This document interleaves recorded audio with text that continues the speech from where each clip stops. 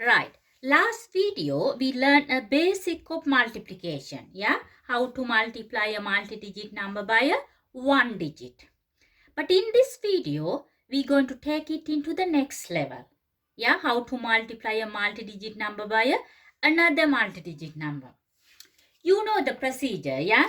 Each digit we multiply.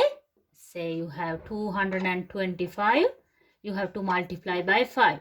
So here you multiply each digit, yeah, bottom digit by a top digit, starting from ones place, right, and work in your way this way, yeah, work in your way to a left until you multiply all of your digit. Do our multiplication now, yeah. So we start in our ones place. We starting with our first digit, yeah. 5 times 5 is 25.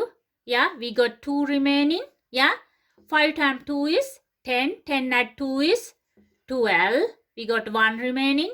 5 times 3 is 15. 15 and 1 is 16.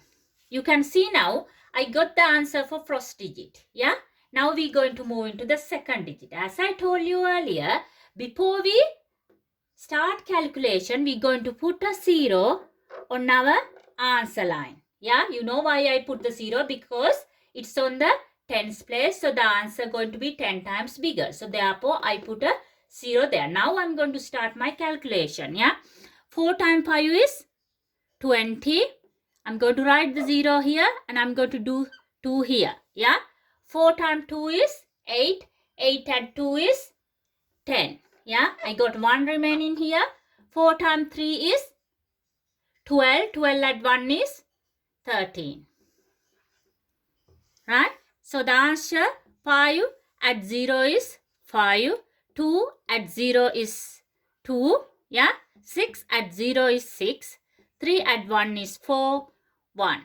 Right? So the answer is 14,625. And just you know, if we happen to have a third bottom digit, here you have 5,250. You have to multiply by 225. Yeah. So if you look at here, you got 3 digit bottom. 1, 2, 3. Right?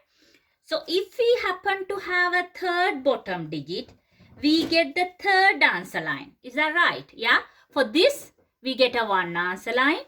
For the second, we get a second answer line. For the third one, we get the third answer line. To get the final answer, we have to add all these 3 together. Right? And also you must remember, as I mentioned here, when you have a second digit, yeah, it's in tens place. So that's why in second answer line, before we start the calculation, we put the 0. But what if you have a 3-digit question? Yeah. So look here, you have 2. Yeah. 2 is in 100 place, isn't it? Even though it's here shown as number 2. Yeah. It represents 2. In reality, it's 100 times bigger, isn't it? 2 is 100 times bigger. That's mean in reality, this is 200. So, therefore, before we start calculating the third digit, yeah, third number line, we going to start on the third number line, beginning of the third number line, we going to add 2 zeros, right? Well, what happened if you happen to have 4-digit number on the bottom here? Yeah, let's say example like you have another digit here.